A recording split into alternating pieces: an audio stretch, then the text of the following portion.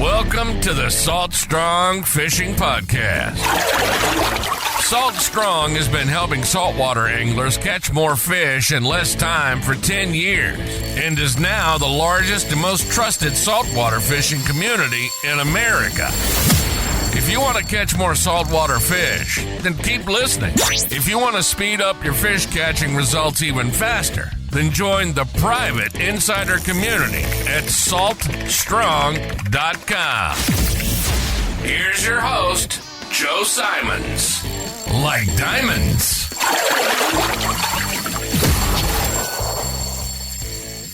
God doesn't answer vague prayers. Hey everybody, Joe Simons, like diamonds, back again. Salt Strong in Church here in 2025.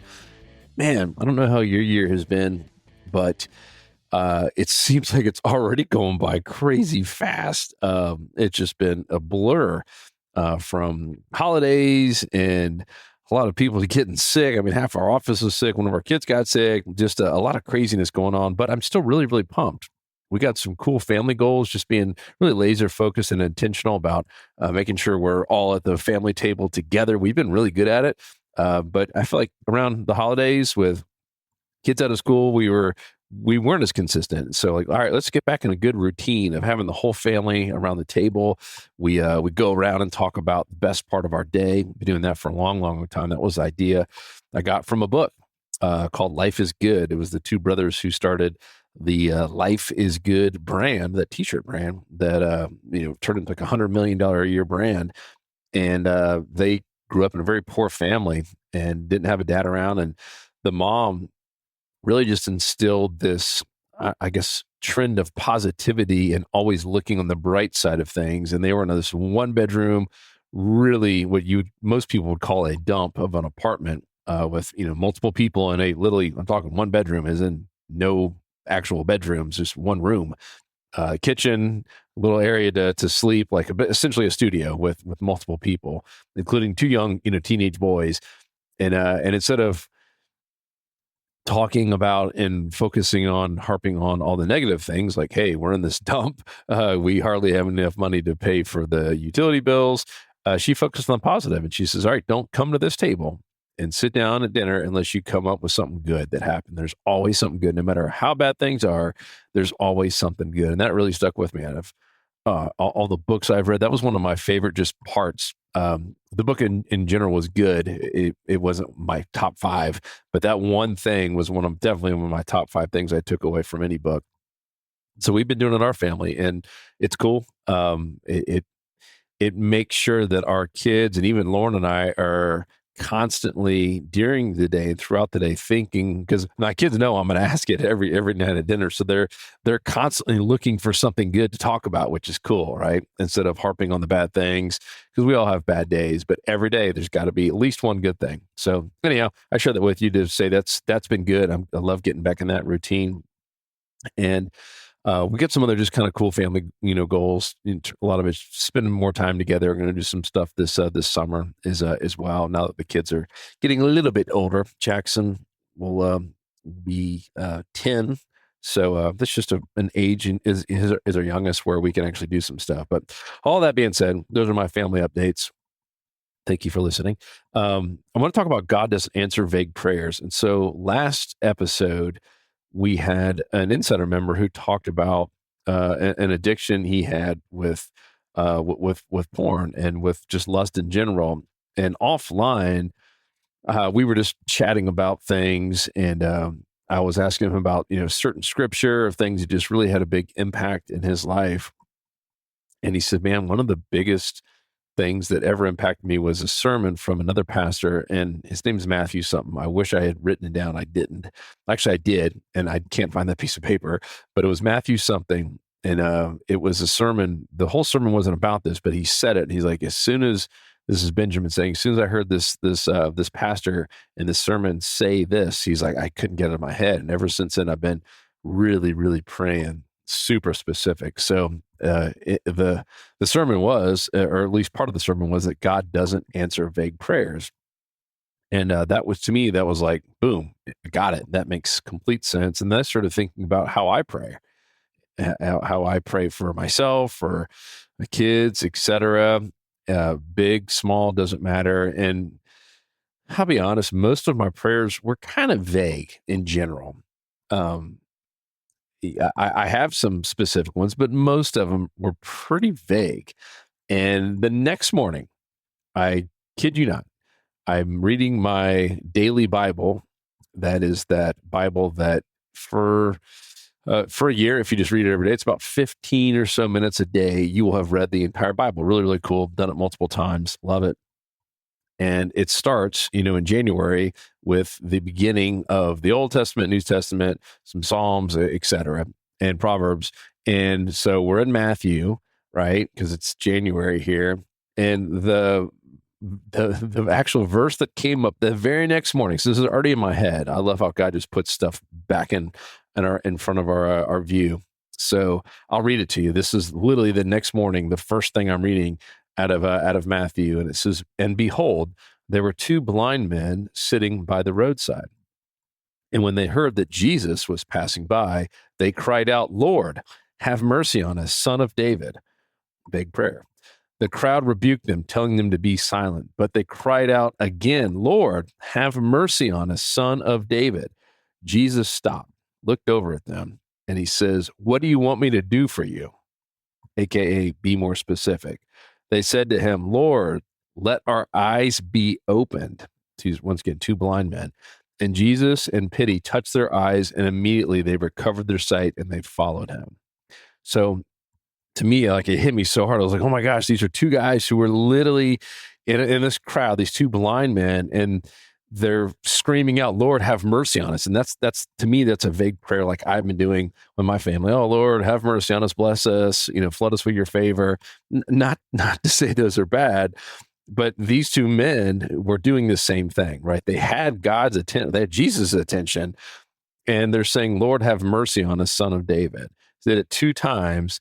The third, after the second time, now Jesus turns around, stops, and says, "What do you want me to do for you?" And then it hit me. I was like, man, I wonder if God's trying to yell at me and say the same thing when I come up with these vague, vanilla prayers.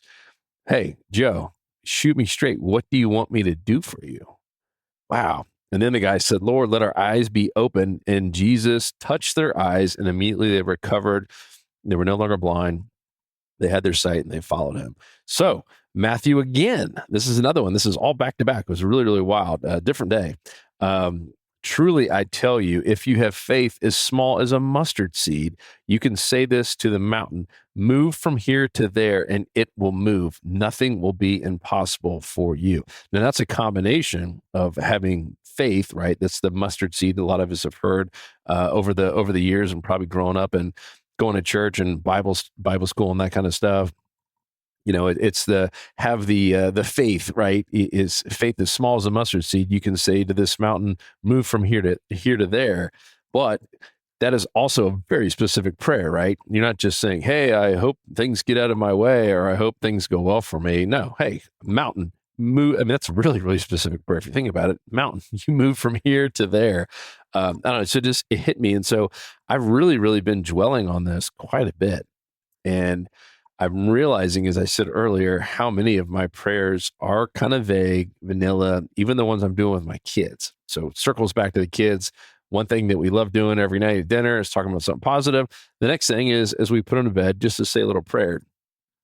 And I'm embarrassed to tell you my prayers with the kids because they're so stinking vanilla. You can probably make vanilla ice cream out of them, but they're very, very vague. They're not really specific at all. Like, they pray for Jackson and help him have good health, and keep being positive and helpful at school, just stuff like that. And so I'm even challenging the kids now. Hey, well, what's super specific? And they're struggling with it, to be honest with you. So if you're struggling, you're not alone. They're really struggling with it. I don't know. And I'm like, all right, well, let's start thinking about it. Like, what do we really want to pray for? It doesn't have to be you. It could be a friend going through something, or a family, or it's something big that you just want in your life. If Jackson really wants to be a builder, pray that you're going to be the best builder in the whole world. What's the worst that can happen, right? At least God knows your specific prayer, and maybe he'll keep opening up all the right doors for you. Maybe he'll close them, and there'll be something better down the road. But anyhow, God doesn't answer vague prayers. And, one for us at Salt Strong is we've had this 2025, which obviously we're in that year right now. We had this 2025 vision statement that has been live and on our site for many years, more than 5 years now. So we wrote this pre 2020, pre COVID and all that great stuff. And one of the main bullet points on the 2025 vision statement is to acquire 1,000 acres for the fishing theme park. That's a pretty specific one. And I haven't really, I don't know if it's because of the fear of it not happening or what. I haven't been praying super hard on that specifically. And so I'm changing that. I already have changed that, where now I'm specifically saying, all right, God, open up that door this year. I'm even saying a specific date. By a specific date this year, that door is open and we're able to acquire this 1,000 acre property for the beginning of this fishing theme park. And there's something magical when you do that. One, it's specific. Two, and when you do it over and over and over again, you do start believing it. Right? That book, Think and Grow Rich. Those of you who've read it, fantastic book. I mean, it's all about that power of having a burning desire, and it says you have to write it down. So you probably already know where I'm going with this. The next step is to write it down, which I did. So I now write it down. I've written it down, and I stare at that every single morning. Part of my morning ritual about that very, very specific prayer that Luke and I combined are gonna acquire this property this year by a specific date in 2025.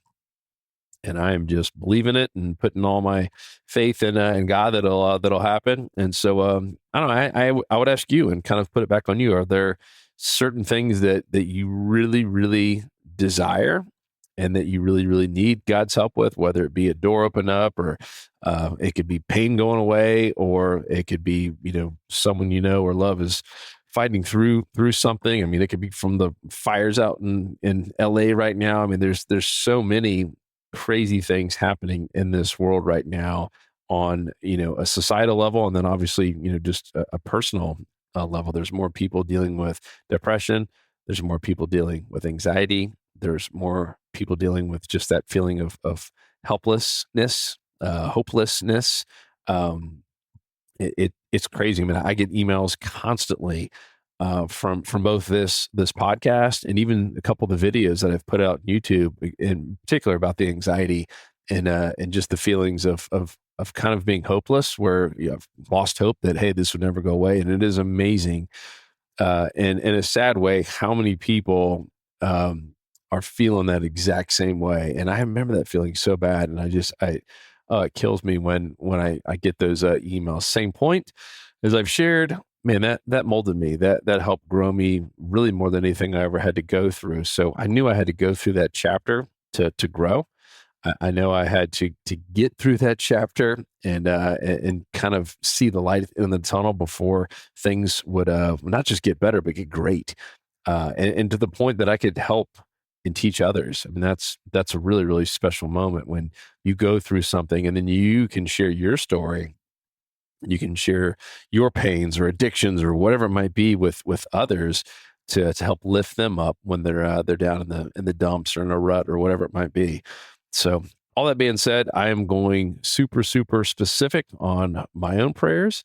I'm going super specific on the kids' prayers. And for some of the big ones, I'm writing them down. And I would encourage you to do so as well. So what are those things that are in your head, but you haven't gotten out either verbally in a very clear and specific and precise way, and also in writing in a very specific and very, very concise way?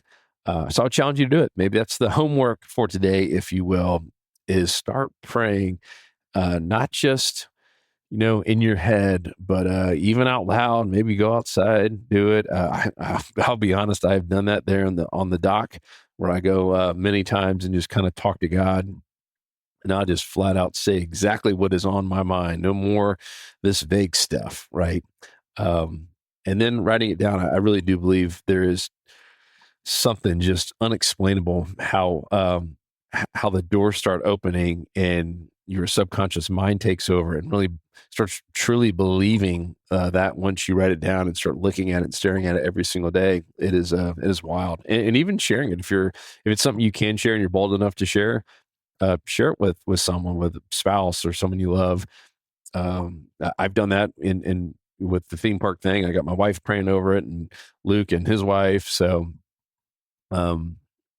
I don't know. I'm pumped. I'm actually pumped about this for 2025. Just having very specific prayers. I felt like the majority of last year I said I was praying in vanilla mode. So now we're going rocky road, baby. So anyhow, I hope this was helpful. I always pray before every one of these that it reaches the right person, and while just me having that conversation with Ben. Just that one massive takeaway for me was this one statement he said. It's like, whoa, God doesn't answer vague prayers. And that it's had a massive impact on me, and I've been really dwelling on it for the last week or so. So that is it for me here. Challenge back to you is, what are those specific prayers that you need to be telling to God? Start practicing them out loud, in your head, writing down the trifecta. Love you guys. I'll talk to you in the next episode. And if you have any questions or thoughts or prayer requests, but it better be specific. None of this vague stuff. You can always email me. My private email that no one else sees is joe@saltstrong.com, joe@saltstrong.com. Otherwise, I'll talk to you on the next episode. Want more fishing tips, shortcuts, and tools so you can catch more fish per trip? Then head over to saltstrong.com now and join the movement. Tight lines, and thanks for listening.